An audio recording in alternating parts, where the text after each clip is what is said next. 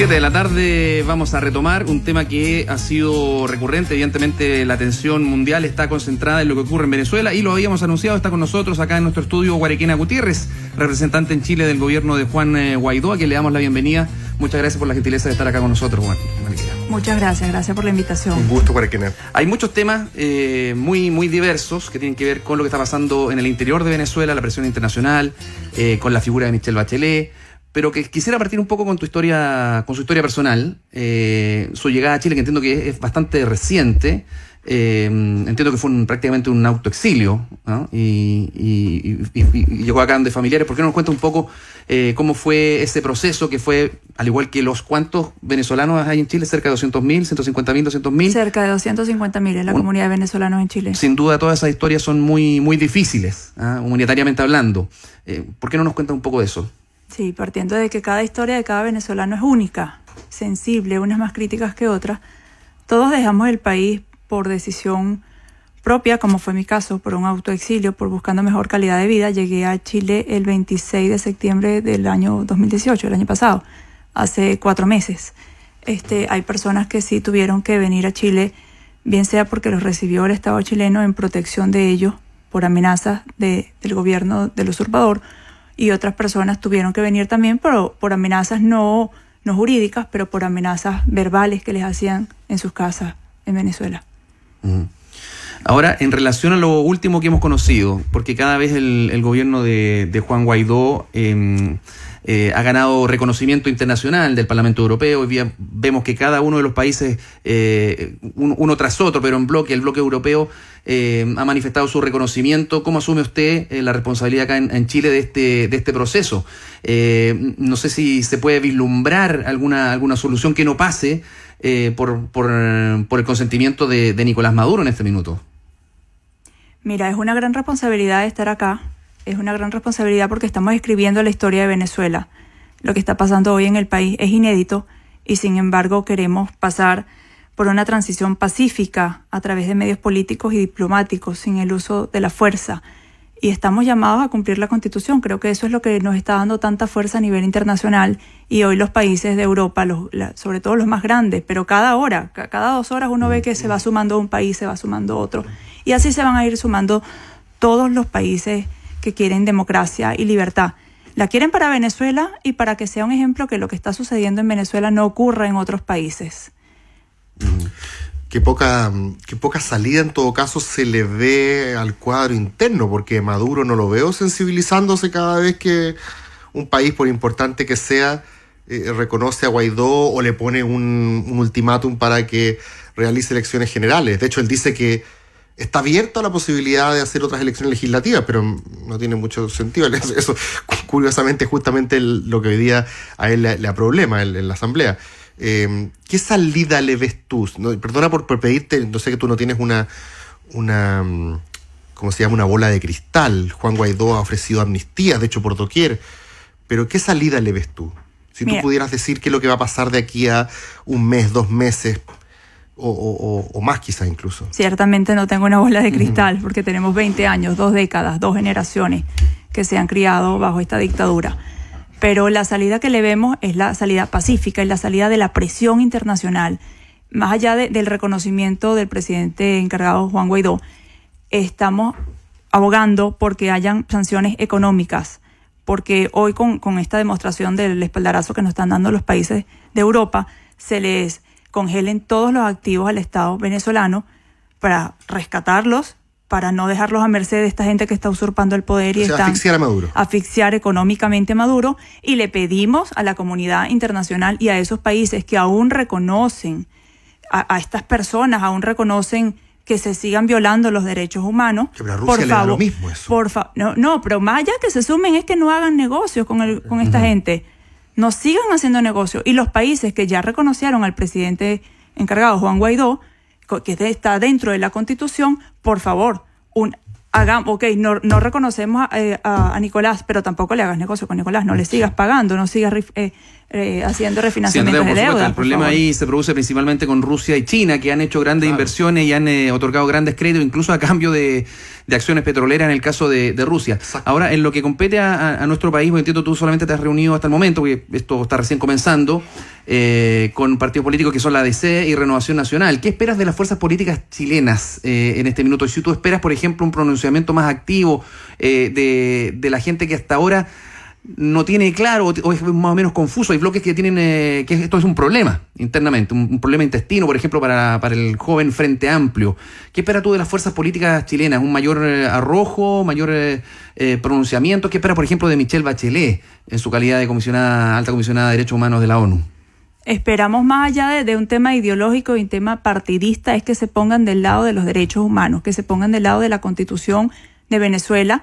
Así como nosotros respetamos las leyes de otros países, nosotros respetamos y pedimos respeto a la de nosotros. Y la de nosotros dice que el presidente Juan Guaidó es nuestro presidente porque lo elegimos en un cabildo, los venezolanos, un cabildo abierto, que es una figura que tiene carácter vinculante dentro de la Constitución. A la alta comisionada de los derechos humanos le pedimos, reitero lo que dije esta mañana en otras declaraciones, que vaya a Venezuela, que no se entere de lo que está pasando en Venezuela por un informe, que le manden por televisión, por las redes sociales, por los tantos videos que nos mandan a nosotros también de lo que está sucediendo en Venezuela. Que vaya. Yo dije esta mañana una frase muy sentida. A lo mejor, y estoy segura que cuando la alta comisionada de los derechos humanos vaya a Venezuela, ojalá Dios quiera que vaya a Venezuela, de verdad, que se ponga la mano en el corazón y vaya, seguramente ella caminará por pasillos de hospitales donde estarán personas dando el último respiro de vida porque les negaron una quimioterapia, porque no los metieron en quirófano, porque no había cómo poner una sutura, o porque simplemente les negaron la asistencia médica porque eran de oposición a la gente que está usurpando el gobierno. Oye, Guarequina, hay algo que tú dijiste que no puedo dejar pasar porque me parece muy interesante para el análisis. Puede ser un detalle conceptual, pero tú dijiste esta dictadura que hay una generación que lleva viviendo 20 años. Me imagino que tú te estás refiriendo al periodo completo del proyecto chavista. Me imagino que tú estás metiendo en este caso en el mismo saco a Chávez con sus respectivas lecciones limpias, no limpias, y a Maduro después.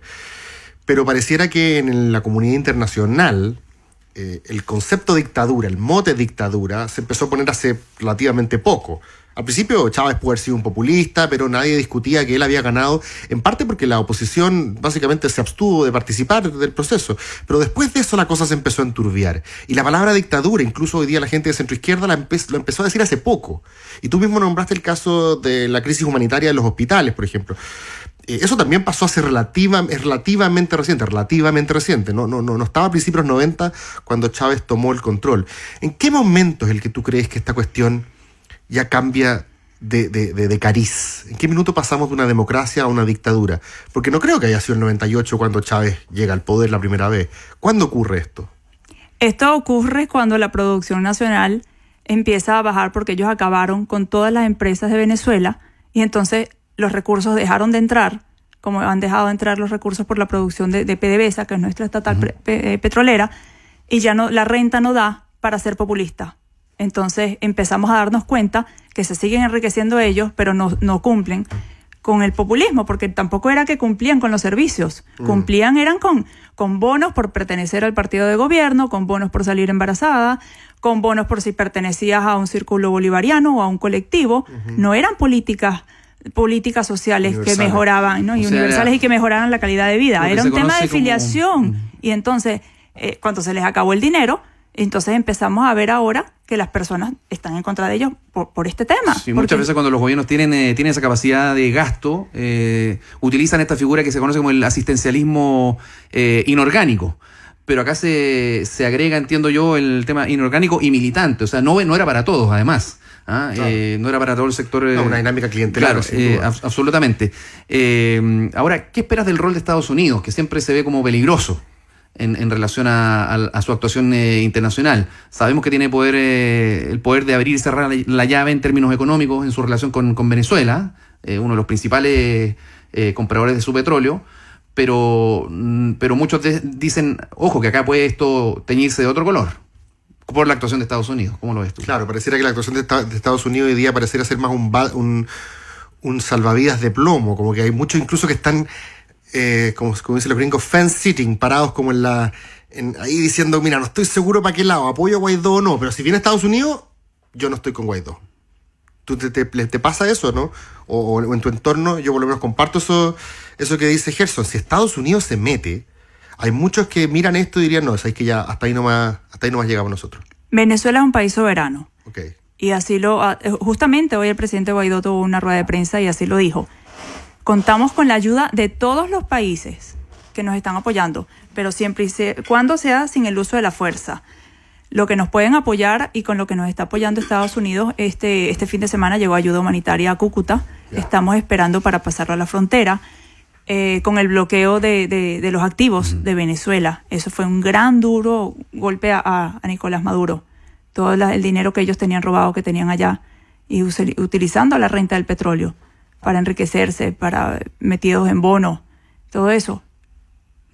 ¿Tienes fe en que llegue definitivamente la ayuda humanitaria por la frontera de Colombia? Porque además es peligroso, porque están los satélites ahí rusos que pueden entregar información, que pueden provocar un incidente de otra naturaleza entre ambos países, Venezuela con Colombia, que tiene una frontera bien amplia. La ayuda humanitaria ya llegó, está en la frontera, está a escasos kilómetros de entrar a Venezuela. El presidente Guaidó está terminando de hacer la logística de cómo va a entrar la ayuda humanitaria a Venezuela. No hay quien se le niegue, y un funcionario que manden de la frontera que se le niegue cuando vengan medicinas, cuando venga comida, cuando vengan insumos.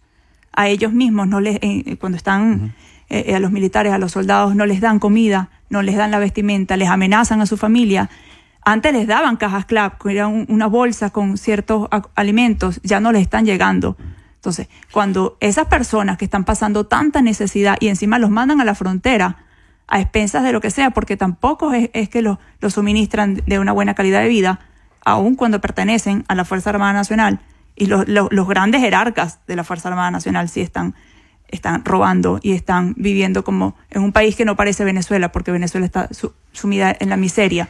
Estas personas se van a quebrar porque van a dejar pasar la ayuda humanitaria. Estamos conversando con Guarequena Gutiérrez, que es la embajadora del presidente encargado de Venezuela, Juan Guaidó, ¿cierto? Sí, hay uno nomás. Gracias. Me hizo gracia. Juan Guaidó, me causa extrañeza esta situación, que es bien poco común, de que hay dos embajadores de Venezuela en Chile, uno del régimen de Maduro, Arévalo Méndez, y uno que yo creo que no debe estar muy contento con tu nuevo estatus, por así decirlo. Para él claramente es una amenaza a su estatus, y es como decirle, ya, agarra tus cosas y vuelve. El gobierno mismo te está diciendo a ti que te reconoce como el representante y no a él, pero él está, hasta donde yo entiendo, en la embajada, ¿o no? Entonces hay cosas como prácticas bien interesantes. Primero, ese pedazo de Venezuela, esa ficción jurídica de que hay un pedazo de Venezuela en Santiago, en la embajada, hoy día todavía lo ocupa el gobierno usurpador, por así decirlo, que debería ser el de Maduro. Tú, en cambio, ¿dónde trabajas, dónde realizas tus funciones diplomáticas? ¿Cómo te relacionas con Arévalo Méndez? ¿Y en qué pie quedas tú también, eventualmente, si es que mañana esta cuestión no funciona de la manera que Guaidó quiere, sino de la manera que Maduro quiere? Porque Guaidó es el que anda ofreciendo amnistía justamente para bajar un poco los costos de la deserción. Pero Maduro quizás no te va a ofrecer a ti una amnistía. Te va a considerar una sediciosa, que usurpaste el cargo de Arévalo Méndez, y quizás la cosa no sea tan auspiciosa. Entonces, ¿cómo lo vives tú, esa dualidad de la rivalidad de la representación venezolana en Chile? Mira, estamos seguros de que esto no tiene vuelta atrás. Ya. Okay. Esto es una primavera que está llegando, que está floreciendo. La esperanza llegó para quedarse, para reconstruir el país. Cuando uno quiere trabajar, lo que sobra son ganas. Hemos estado trabajando, ya abrimos un correo electrónico, la cantidad de venezolanos en Chile que han enviado todas sus solicitudes y sus inquietudes, y además me lo agradecen mucho. Me dicen, nosotros vamos a la embajada y no nos escuchan. Pedimos la prórroga y no llega. Pagamos por los pasaportes y pagan porque son los documentos de origen y no llegan. Yo el sábado 2 de febrero estuve en Parque Bustamante. Pude conversar con las personas. El señor que está acá nombrado por Nicolás Maduro, nadie lo conoce, nadie lo ha visto, excepto las personas que reconocen en ellos que sigan violando los derechos humanos en Venezuela. Pero sí, porque hay un tema que tiene que ver con el mandato, porque todos los presidentes son elegidos por sus respectivos pueblos para un mandato, o sea, para una misión. El caso de Guaidó se circunscribe, porque hoy día el reconocimiento que hizo Macron, y el reconocimiento es precisamente para pavimentar el camino, podríamos decir, o sea, el llamado a elección y guiar ese proceso, o es más profundo, o él es el candidato. ¿Eso no está definido todavía para ustedes? Él es el candidato de ahorita, él es el presidente de ahorita. Él es el candidato de la alegría que viene para Venezuela para reconstruir, para lograr el cese de la usurpación, el gobierno de transición y llamemos a unas elecciones libres de verdad. Ese es el objetivo principal. El objetivo principal es que llamemos a unas elecciones libres y transparentes con un nuevo CNE, con garantías electorales, que se permita que entren los observadores internacionales de los procesos electorales y que permitan hacer todo el proceso de verificación, que realmente sean unas elecciones transparentes y que podamos sobre todo elegir, que haya diversidad de candidatos y no candidatos perseguidos o los candidatos impuestos como Nicolás. Entonces ellos auspiciaban figuras que eran aliadas de ellos, pero los metían de relleno electoral. Tú que estás en contacto con la comunidad venezolana, insisto, acá son entre 150 y 200.000 venezolanos que han llegado en los últimos años acá a Chile. Cerca de 250.000 venezolanos. 250.000 y creciendo. Hay algo que está preocupando, que es la militarización no solamente del discurso de Nicolás Maduro de un tiempo a esta parte, desde la asunción de Guaidó, sino incluso vemos cómo llegan videos donde sacan a los jóvenes y los meten a la milicia, y hay ejercicios militares todos los días, y todos los puntos de prensa de Maduro son de tipo militar, con un discurso militarizado. No sé qué sensación tiene la comunidad venezolana acá en Chile de que pueda pasar ahí. ¿Hay temor, por ejemplo? ¿Cómo se vive eso? Mira, uno hablando con ellos, todos sabemos que cuando tú estás débil, o cuando una persona está débil y no es demócrata, porque los demócratas no hacemos eso, se valen de la fuerza de las armas. Y por eso es que están haciendo eso, metiendo miedo. Sin embargo, el 23 de enero, Venezuela, las calles se desbordaron. Y fue por el primer día que en 20 años, en una manifestación, la Policía Nacional Bolivariana retiró a las tropas y dijo: prefiero retirar a mi equipo y no dispararle al pueblo. Antes que se ponga feo. Entonces, es inversamente proporcional este discurso del usurpador cuando hace este comentario que tú estás haciendo, que es que recluto personas, que estoy con los militares, que aquí están conmigo, y cada vez sale más gente en contra de él. Sí. O sea, realmente el que lo está asesorando además está mal, porque está logrando justamente lo contrario. No, yo cuando decía reclutamiento, de reclutamiento a la fuerza, cómo se meten a las casas y sacan a los jóvenes, eso es lo que ha llegado por lo menos por algunos videos. Bueno, con eso lo que quieren es amedrentar, a que en próximas manifestaciones de calle no salgamos, y resulta que cada vez sale más gente. Bueno, de eso sabemos acá harto en Chile, porque lo vivimos durante 17 años. Así que... Hemos sabido también que te has juntado con varias autoridades, tanto de gobierno como de partidos del oficialismo y de la oposición, lo que hoy día sale una encuesta de que un 77% de los chilenos, o sea, 8 de cada 10 considera que Juan Guaidó es el presidente legítimo. Cerca del 80% de los chilenos consideran a Juan Guaidó como el presidente de Venezuela. Lo que es muy notable, así que yo creo que también tú te puedes sentir bastante respaldada, yo creo, en ese caso, por el pueblo chileno. Te agradecemos tu presencia aquí con nosotros en la prueba de ADN. Gracias a ustedes, las veces que sean por Venezuela, levantar la voz. Gracias.